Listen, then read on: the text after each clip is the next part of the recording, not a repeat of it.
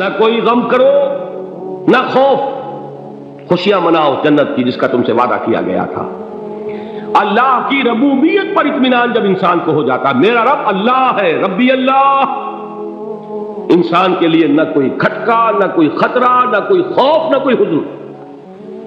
جو کچھ ہو رہا ہے کس کے اذن سے ہو رہا ہے؟ اللہ کے اذن سے۔ اللہ کے اذن کے بغیر پتہ تک نہیں ہلتا۔ یہ کوئی اندھا بہرا مادہ نہیں ہے جس سے مجھے کوئی خوف ہو۔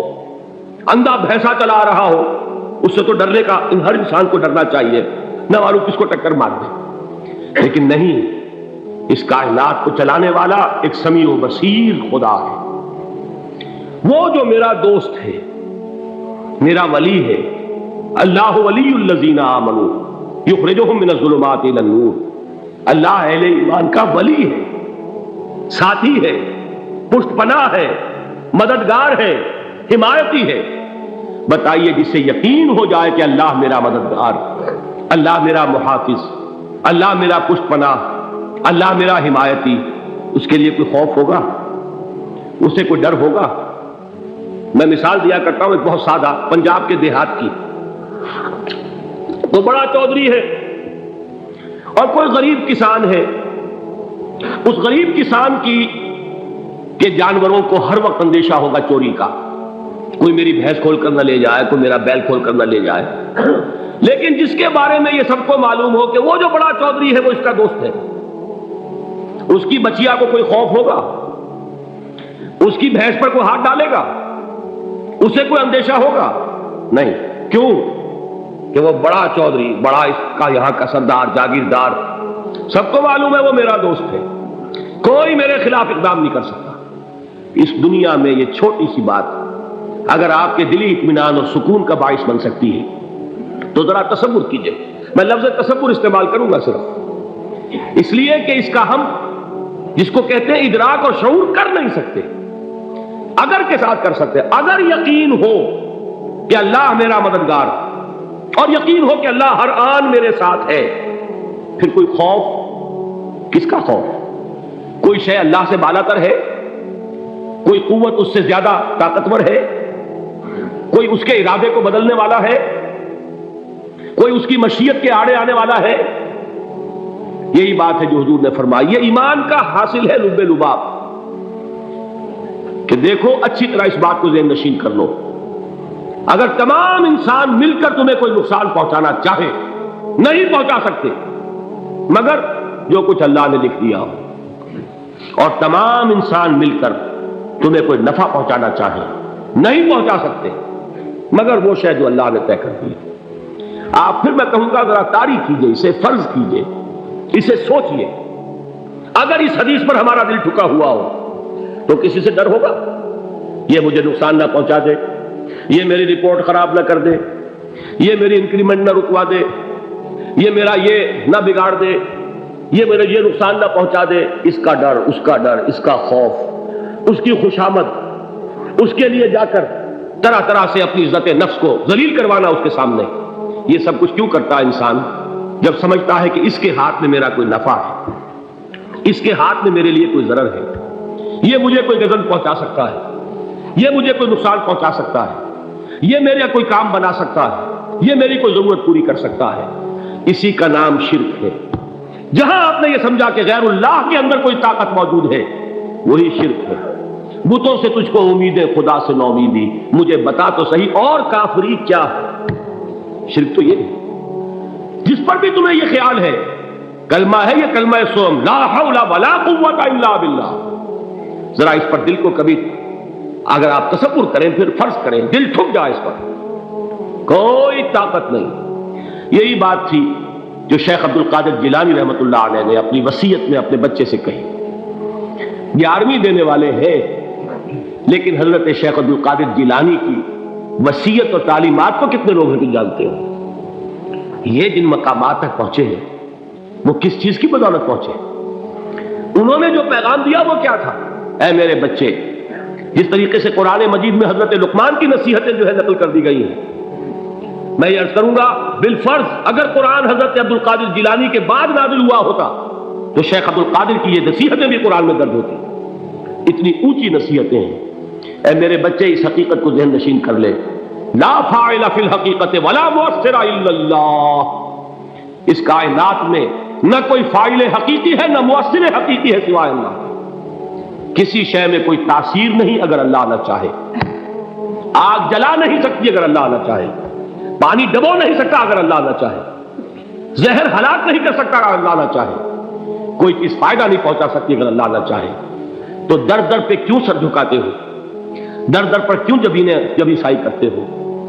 سب کے سامنے کیوں ہاتھ پھیلاتے ہو؟ ایک اللہ سے مانگو, ایک اللہ کے سامنے زمین پر اپنی جبین رکھو. لا فاعل فی الحقیقت ولا مؤثر الا اللہ. نظر آتا ہے ہمیں کہ پانی پیاس بجھا دیتا ہے. پیاس بجھانے کی صلاحیت پانی میں نہیں ہے, اللہ کے اذن سے. کھانا بھوک مٹا دیتا ہے. بھوک مٹانے کی صلاحیت کھانے میں نہیں ہے, اذن رب میں. دیکھیے یہی یقین تھا. حضرت موسیٰ علیہ السلام کا واقعہ یاد کیجئے. سامنے سمندر آ گیا, قوم دیکھتی ہے پیچھے کہ گرد و غبار کا طوفان. معلوم ہوا کہ فرعون اپنے لشکر سمیت آ گیا.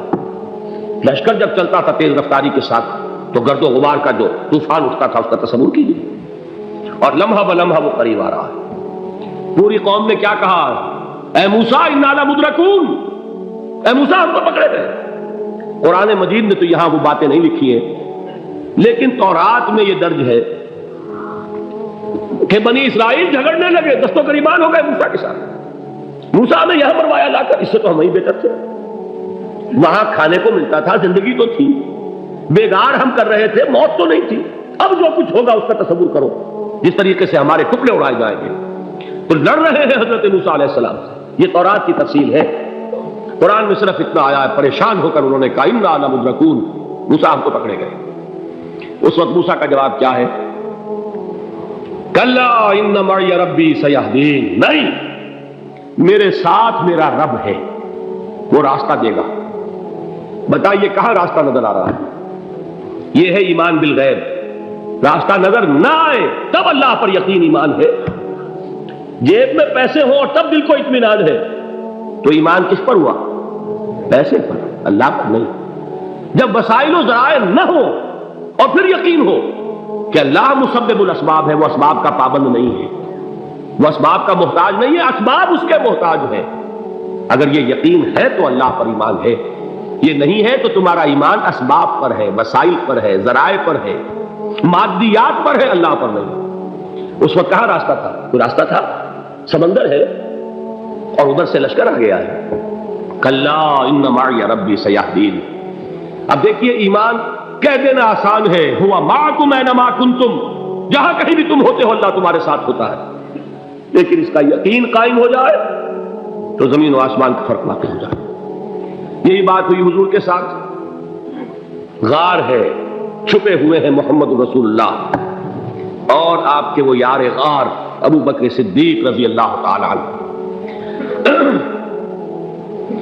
اقبال نے حضرت ابو بکر کی شان میں چند اشعار کہیں صرف, لیکن واقعہ یہ ہے کہ بھاری بھاری نظموں پر اور قصیدوں پر بھاری, طویل ترین نظمیں اور قصیدے ہوں ان پر بھاری ہے. ہمتیں ابو بکر کی ہمت جو ہے, کشت ملت را جو ابر, جیسے بارش سے کھیتی اپجتی ہے, ابو بکر کی ہمت اور عزیمت اس امت کو اسی طرح سینچنے والی ہے.